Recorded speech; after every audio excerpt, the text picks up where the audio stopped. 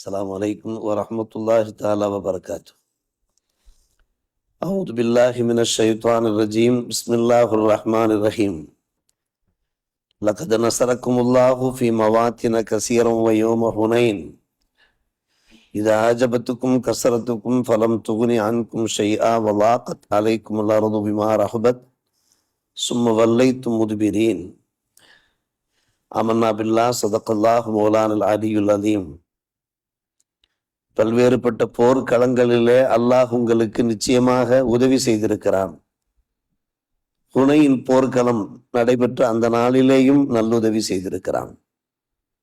உங்களுக்கு உங்களுடைய பெரும் எண்ணிக்கை ஆச்சரியத்தை தந்தது. ஆனால் எந்த பயனையும் அது கொடுக்கவில்லை.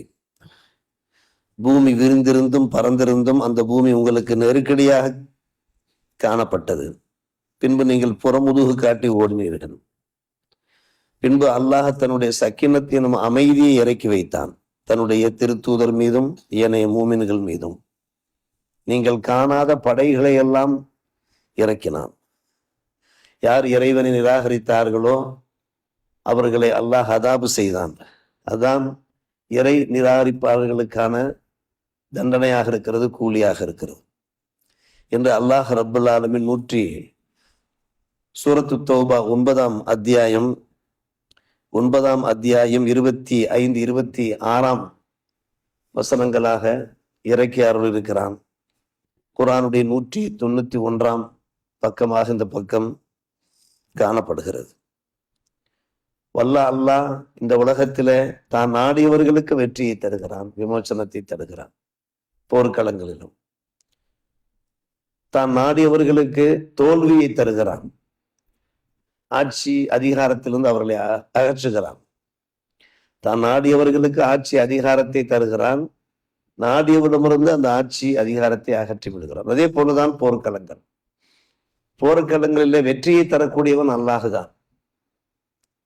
எவ்வளவு வசதி வாய்ப்புகள் இருந்தாலும், போர் படைகளுடைய எண்ணிக்கை வலிமையாக இருந்தாலும், நிறைய ஆயுதங்கள் இருந்த போதும் கூட வெற்றியை நிர்ணயம் செய்யக்கூடியவன் அல்லாஹ் தான். இதை பத்ர் போர்க்களம் மூலமாக நாம் கேட்டறிந்தோம், கண்டறிந்தோம். குறைந்த எண்ணிக்கையினராக இஸ்லாமிய போராளிகள் இருந்தார்கள். அதிக எண்ணிக்கை உடையவர்களாக எதிரிகள் இருந்த போதும் கூட அல்லாஹ் சத்திய சஹாபிகளுக்கு, தன்னுடைய திருத்தூதர் மூமின்களுக்கு அல்லாஹ் வெற்றியை தந்த அந்த நிகழ்வை நாம் பலமுறை கேட்டு வருகிறோம். அதனுடைய தொடர்ச்சியில் தான் இஸ்லாமிய போர்கள், பல போர்கள் நடைபெற்ற போதும் கூட சில போர்கள் கவனிக்கத்தக்க போர்களாக, குறிப்பிடத்தக்க புனித போர்களாக திகழ்ந்தன. அதை அல்லாஹ் ரப்பல் ஆலமீன் குர்ஆனிலே பதிவு செய்திருக்கிறான். பத்ர் போர்க்களம், உஹது போர்க்களம் பற்றி அல்லாஹ் குர்ஆனிலே பல இடங்களிலே பேசியது போன்றே இப்போது நாம் வாசித்த வசனத்திலே ஹுனைன் போர்க்களம் பற்றி அல்லாஹ் பேசுகிறான். ஹுனைன் என்று ஒரு போர் நடைபெற்றது, புனித போர். எப்போது நடைபெற்றது? ஃபதஹ் மக்கா. மக்கா வெற்றி பெற்று விட்டது. 8ஆம் ஆண்டு, ஹிஜ்ரி 8ஆம் ஆண்டு. 2 வாரங்கள் இருக்கும்.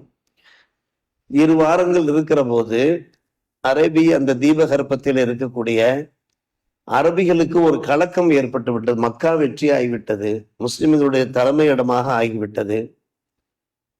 இனி இஸ்லாம் வளர்ந்து கொண்டே போகும். அங்கே இருக்கக்கூடிய மக்கா தலைவர்கள் எல்லாம் முகமது நபி ஸல்லல்லாஹு அலைஹி வஸல்லம் அவர்களுக்கு முன்னால் சரணடைந்து விட்டார்கள். இனி அரபு நாட்டின் நிலை என்ன? அவர்களுடைய ஆதிக்கம் அதிகரித்து விடும். அவர்களுடைய முஸ்லிம்களுடைய ஆதிக்கம் அதிகரித்து விட்டால் நம் நிலை என்ன ஆவது? நம் மீது அவர்கள் போர் தொடுப்பார்கள். இப்படி அவர்கள் கற்பனையை வளர்த்து கொண்டே போகிறார்கள். இதற்கு நாம் ஒரு முடிவு கட்ட வேண்டும். அரேபிய தீபகற்பத்திலிருந்து முஸ்லிம்களை நாம் அகற்ற வேண்டும், வெளியாக்க வேண்டும், அழித்தொழிக்க வேண்டும் என்று பனு ஹவாசின் என்கின்ற அந்த கபீலாவினர் அரேபிய தீபகற்பத்திலே அவர்கள் வாழ்கிறார்கள். அவர்கள் முடிவெடுக்கிறார்கள். அவர்கள் சிறந்த வீரர்கள் இருந்தார்கள், நிறைய வசதி வாய்ப்புள்ளவர்கள் இருந்தார்கள். அவ்வாறு முடிவெடுத்த கையோடு என்ன செய்கிறார்கள்? புனித தாயிஃப் மாநகரம் இருக்கிறதே, இப்போது நம் மக்கள் அங்கே சென்று ஜியாரத் செய்துவிட்டு வருகிறார்களே, சத்திய சஹாபிகள் எல்லாம் அங்கே நல்லடக்கமாயிருக்கிறார்கள். பனு சகீப் கபீலாவினர். எந்த பனு சகீப் கபீலாவினரால் நம்முடைய உயிருக்கும் உயிரான, உயிரினும் மேலான பெருமான ரசூலே கரீம் ஸல்லல்லாஹு அலைஹி அவர்கள் துன்புறுத்தப்பட்டார்களோ அந்த பனு சகீஃபை அவர்கள் இணைத்துக் கொள்கிறார்கள். அவர்களோடு கலந்து ஆலோசனை செய்கிறார். எல்லோருமாக கலந்து ஆலோசனை செய்து கிட்டத்தட்ட ஒரு அறிவிப்பின் பிரகாரம் 18,000, மற்றொரு அறிவிப்பின் பிரகாரம் 24,000 படை வீரர்களை திரட்டி கொண்டு மக்காவை நோக்கி படையெடுக்கிறார். 24,000. அவர்களே மாலிக் இப்னு அனஸ், எல்லாம் முஸ்லிம்கள் பெயர்களாகத்தான் இருக்கும்.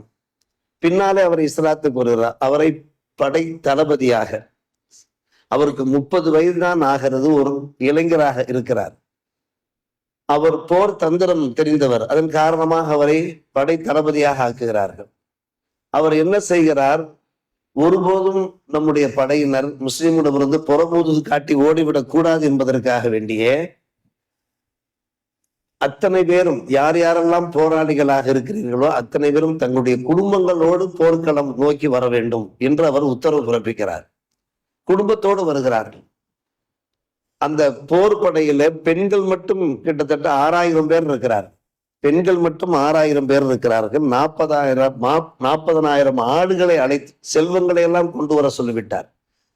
உங்களுக்கு இருக்கக்கூடிய வெள்ளி, தங்கம், அப்போதான் உங்களுடைய கவனம் இங்கே இருக்கும். முஸ்லிம்களை அழிக்க வேண்டும் என்றால் ஒரே கவனத்தோடு அழிக்க வேண்டும். எனவே 40,000 ஆடுகளையும் இழுத்து கொண்டு வருகிறார்கள். 24,000 ஒட்டகைகளை இழுத்து கொண்டு வருகிறார்கள். இப்படி செல்வங்களோடு, வசதி வாய்ப்புகளோடு, படை பலத்தோடு, ஆயுத பலத்தோடு அவர்கள் மக்காவை நோக்கி வந்து எங்கே நீர்நிலை நன்றாக இருக்கிறதோ அங்கே சென்று பாளையம் இறங்கி ஒரு குதூகலத்தோடு இருக்கிறார். அதுதான் அந்த ஹுனைன் போர் என்பது. அதை பற்றித்தான் அல்லாஹ் ரப்பல் ஆலமீன் பேசுகிறார். பெருமானார் ரசூலே கரீம் ஸல்லல்லாஹு அலைஹி அவர்கள் அப்துல்லா என்கின்ற அருமை நண்பர் மூலமாக அந்த எதிரிகளை உளவறிந்து வரும்படி கூறுகிறார்கள். அவர் உளவறிந்து வருகிறார். அவர்களுடைய அந்த படைபலம் எல்லாவற்றையும் கண்டு, ஆயுத பலம் எல்லாவற்றையும் கண்டு வந்து பெருமானார் ரசூலே கரீம் ஸல்லல்லாஹு அலைஹி வஸல்லம் அவர்களிடத்திலே எடுத்துரைக்கிறார். காரணம், எதிரிகளுடைய நிலை என்ன, அவருடைய வலிமை என்ன என்று தெரிந்து நாம் அவர்களோடு பொருத வேண்டும் அல்லவா, மோத வேண்டும் அல்லவா. இந்த போரிலே அன்பான பெருமக்களே சில எதிர்பாராத நிகழ்வுகள், சில வினோதங்கள், சில அதிசயங்கள் நடைபெறுகின்றன. அதனால்தான் அல்லாஹ் இந்த போரை பிரதானப்படுத்தி நமக்கு எடுத்துரைக்கிறார். பத்ர் போர்க்களம் எப்படி ஒரு உருக்கமான போராக இருந்ததோ, அதை கேட்டு நம்முடைய ஈமானில ஒரு பலம் கிடைத்ததோ, ஒரு தஜ்தீத், நம்முடைய ஈமானை புதுப்பித்துக் கொண்டோமோ, அதே போன்று ஹுனைன் போரிலையும் கூட, ஹுனைன் நன்கு ஞாபகத்தில் வைத்துக் கொள்ளுங்கள், ஹுனைன் போர், இதிலையும் சில எதிர்பாராத நிகழ்வுகள். அதன் அடிப்படையில அல்லாஹ் ரப்பல் ஆலமீன் தன்னுடைய உதவியை தருவது இது நடந்தது. ஆனால் முஸ்லிம்களிடத்திலே எடுத்த மாத்திரத்திலே நாம் ஆரம்பத்திலேயே சொன்னோம், மக்களுக்கு ஆட்சியும் அதிகாரத்தையும் தருவது அல்லாஹுதான். ஆட்சி அதிகாரத்திலிருந்து அகற்றுபவனும் அல்லாஹுதான். என்னுடைய முஸ்லிம்கள் நன்கு தெரிந்திருந்தும் கூட அந்த நேரத்தில் சற்று சிரிப்பாகி விட்டார். நம்முடைய இஸ்லாமிய வீரர்கள் சற்று சிரிப்பாகி விட்டார். அவர்கள் எவ்வளவு பெரிய படையினராக இருந்தார்களோ அதே போன்று இஸ்லாமியர்களும் ஒரு பெரும் படையோடு அந்த எதிரிகளை தாக்குவதற்காக தயாராக இருந்தார். அந்த சமயத்தில் நமக்கு என்ன கவலை என்று நினைத்தார். நாம் தான் இவ்வளவு படைபலத்தோடு இருக்கிறோமே, நம்மிடத்தில் நிறைய போராளிகள் இருக்கிறார்களே, வலிமை மிக்கவர்கள் இருக்கிறார்கள், நமக்கு என்ன பயம் என்று நினைத்தார். இந்த நினைப்பு அவர்களுக்கு வந்திருக்க கூடாது. காரணம், வெற்றியை தரக்கூடியவன் அல்லாஹ் தான். படைபலத்தை வைத்து, ஆயுத பலத்தை வைத்து, ஆட்கள் பலத்தை வைத்து அல்லாஹ் வெற்றியை தரவில்லை. வெற்றியை நிர்ணயம் செய்யக்கூடியவன் அல்லாஹ் தான். இதிலே சற்று அவர்கள் சிலிப்பாகி விட்ட காரணத்தினால எடுத்த மாத்திரத்திலே முஸ்லிம்களுக்கு ஒரு தோல்வி கிடைத்து விட்டது. அதை முதலிலே அல்லாஹ் பேசுகிறான். அதற்கு பின்னால் என்ன நடக்கிறது என்பதை நாளை மறுநாள் தான் நாம் அறிய முடியும்.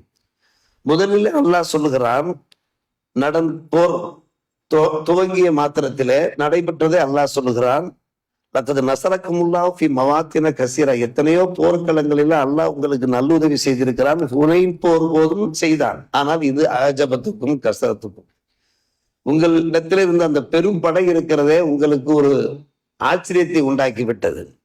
பலம் துகுனி அன்பும் செய்யா, அந்த கசரத்து உங்களுக்கு எந்த ஒரு பயனையும் தரவில்லையே, தோல்வியானீர்களே, நினைத்து பாருங்களேன்.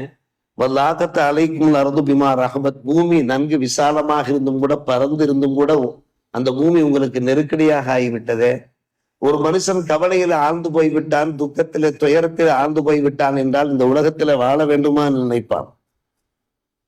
பூமி விரிவாக இருந்தாலும் கூட ஏதோ ஒரு நெருக்கடியான நிலைமையில இருப்பது போல் நினைப்பான். அது போன்ற ஒரு நினைப்பு உங்களுக்கு ஏற்பட்டதே.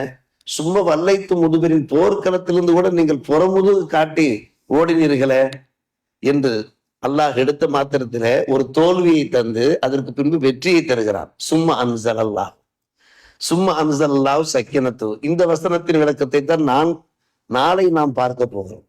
முதல் வசனத்தின் விளக்கம் நமக்கு கற்பிப்பது என்ன, போதிப்பது என்ன என்று கேட்டால், ஆம், மனிதர்கள் அவர்களுடைய சக்தியை வைத்து, அவருடைய தனித்திறமையை வைத்து அவர்கள் மிகப்பெரிய முன்னேற்றத்தை அடைந்து விடுவது கிடையாது. முயற்சிப்போம், முயற்சியுடையார் இயற்சி அடையார் என்றெல்லாம் சொல்லுவார்கள். முயற்சிப்போம். ஆனால் என்ன முயற்சி பண்ணாலும், எவ்வளவு பெரிய உழைப்புகளை தந்தாலும், முயற்சிக்கு பின்னே உழைப்புகளுக்கு பின்னாலே நமக்கு வெற்றியை தரக்கூடியவன், நிறைந்த பரக்கத்தையும் ரஹமத்தையும் தந்தருளக்கூடியவன் அந்த படைத்த ரப்பு தான் என்கின்ற அந்த நம்பிக்கையோடு வாழ வேண்டும் என்பதற்காக வேண்டிய அல்லாஹ் அந்த முதல் வசனங்களை பதிவு செய்துவிட்டு அடுத்த வசனங்களுக்கு செல்கிறான். அல்லாஹ் ரப்புல் ஆலமீன் இந்த இறை வசனங்கள் மூலமாக கிடைக்கிற போதனைகளை நம்முடைய வாழ்க்கையிலே நடைமுறைப்படுத்த நல்லொரு புரிவானாக. வாஹிர் தாவானா அல்ஹம்துலில்லாஹி ரப்பில் ஆலமீன்.